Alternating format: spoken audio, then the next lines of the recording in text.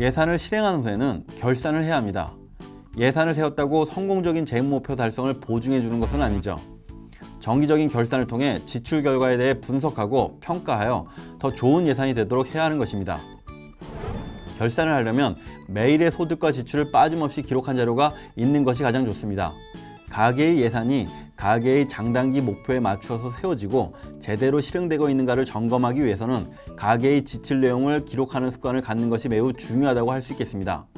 지출 기록은 가계의 지출 방향과 문제점을 쉽게 찾을 수 있게 해주기 때문에 필요한 경우에 재무 목표를 수정하거나 행동 양식의 수정에 필요한 구체적인 지침을 마련하는 기초 자료로 사용될 수 있습니다. 예산 실행 내용을 기록할 수 있도록 하는 체계로는 가장 대표적으로 가계부가 있죠. 가계부는 서점, 문구점 등에서 쉽게 구할 수 있습니다. 체계가 조직적이며 정확한 편이지만 세밀한 기록과 계산을 요하므로 시간과 노력이 많이 드는 방법이라고 볼 수 있습니다.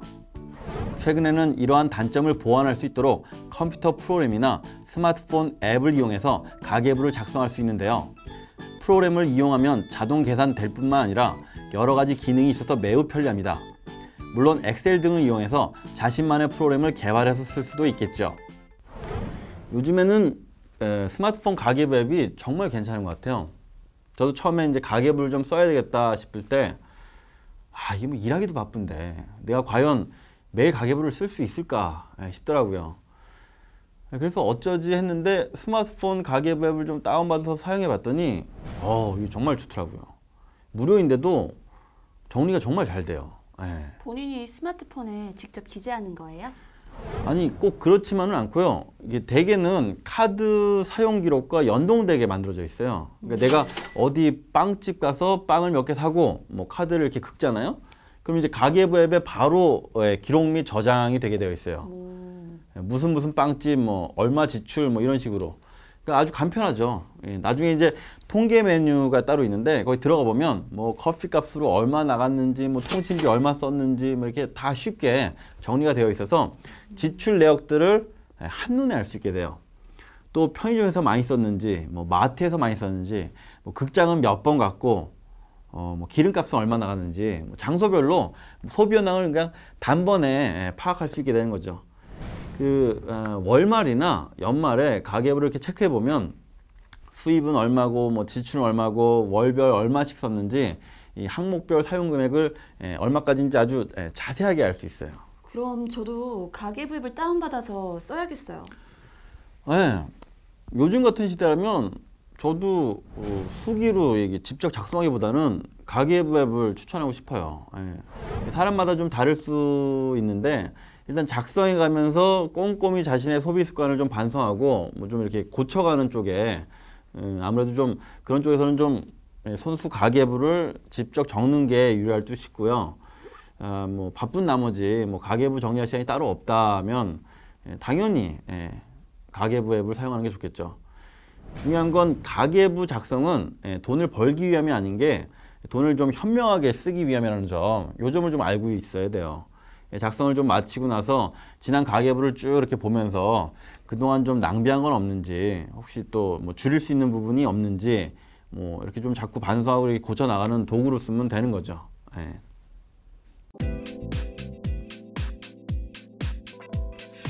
가계부나 컴퓨터 프로그램을 이용하여 결산을 해보면 예산이 제대로 실행되지 못했다는 것을 발견할 때가 많을 것입니다.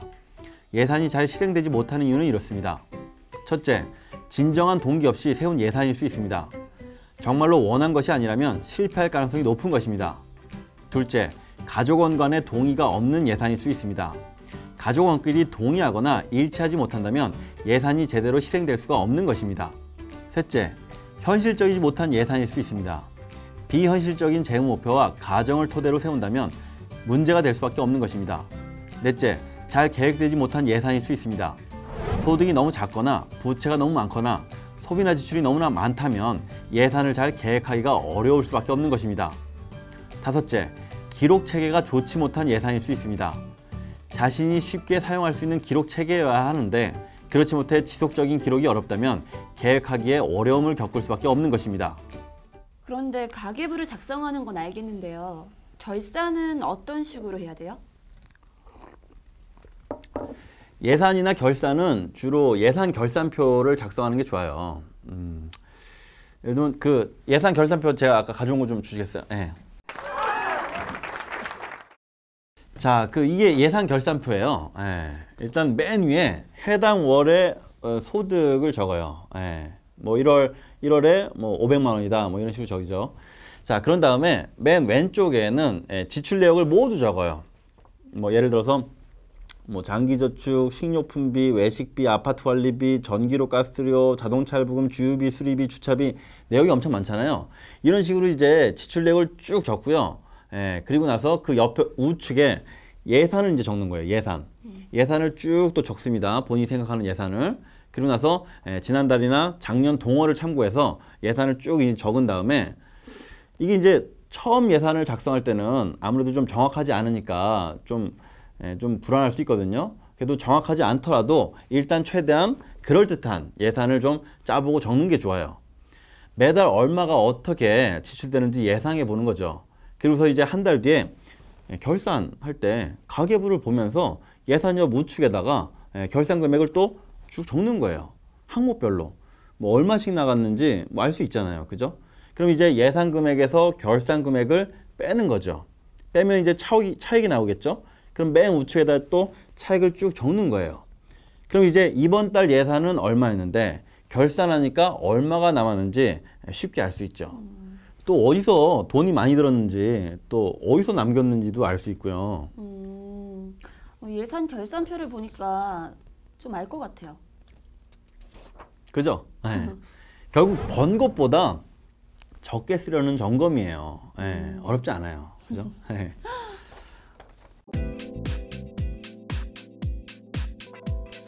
결산을 해보았는데 월별 소득의 차이가 있다면 흑자가 발생하는 시기와 적자가 발생하는 시기가 반복될 수 있습니다. 이러한 경우에는 적자기의 지출을 흑자가 생기는 시기로 연기하거나 흑자기의 소득을 적자기로 당겨 쓰는 방법이 좋습니다.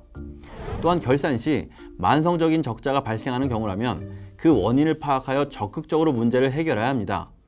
간단히 다음과 같은 방법들이 있는데요. 첫째, 지출을 줄입니다.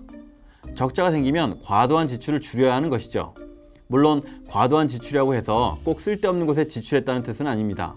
하지만 지출을 줄이기 위해서라면 때로는 우리가 필수적이라고 생각하는 소비에 대한 생각과 행동을 바꿔야 하는 것입니다.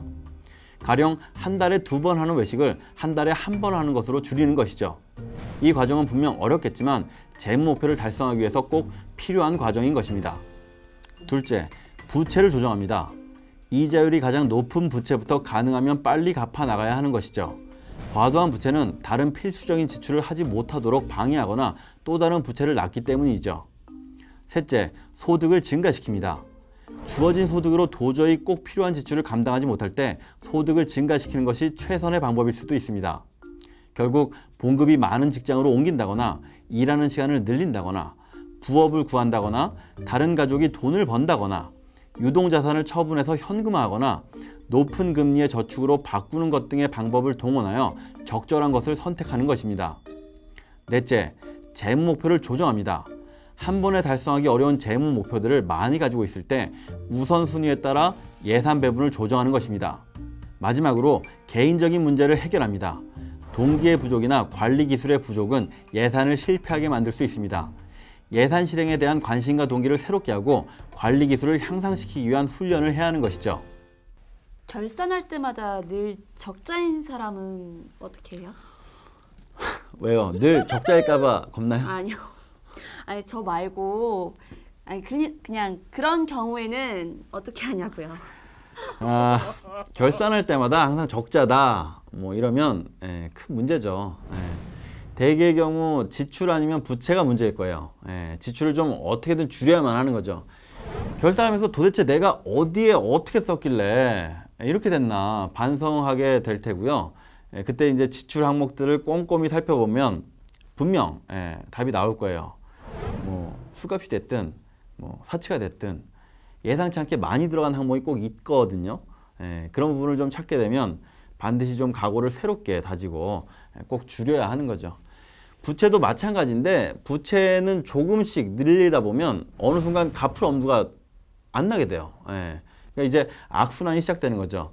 갚을 수도 없고 또 갚기도 어렵고 안 갚을 수도 없고, 그래서 끊임없이 내 소득의 일정 부분을 무조건 가지고 가는 그런 이자이기 때문에 그만큼 소비도 저축도 못하게 되는 악순환이 벌어지죠. 그래서 결산 때 부채가 좀 문제다 싶으면 저축액을 좀 줄여서라도 빚 갚는데 좀 전력할 필요가 있어요. 아, 갑자기 답답해지네요.